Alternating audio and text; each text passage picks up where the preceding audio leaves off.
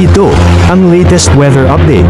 Alamin ang pinakasariwang ulat panahon ngayon dito sa Information TV Educational Channel. Base po dito sa ating latest satellite image, pagpatuloy pa na lumalayo itong si Bagyong Francisco at maaaring sa mga susunod na oras ay lumabas na rin po ito ng Philippine Area of Responsibility. Huli po natin itong namataan sa layong 625 kilometers northeast ng Itbayat, Batanes. May lakas ito ng hangin na sustained winds na umaabot ng 95 kilometers per hour at pagbugso biglang paglakas sa paligid ito na umaabot naman ng 116 kilometers per hour. Ito ay kumikilos pa north-northeast sa bilis na 15 kilometers per hour. Bahagya nga po itong bumilis as compared dun sa kanyang pagkilos kahapon na kung saan ay from 10 kilometers per hour, ito ay 15 kilometers per hour na.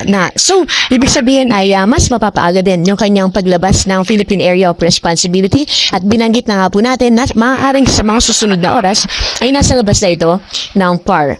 Wala na po itong direktang epekto sa in terms of sustained winds or yung intense sa lakas na hangin dito sa Batanes, lifted na o inalis na po natin yung signal number 1 dito, pero yung extension ng kanyang kaulapan ay posible pa rin na mag-contribute sa mga pag-ulan dito sa Babuyan Islands at ganun din sa probinsya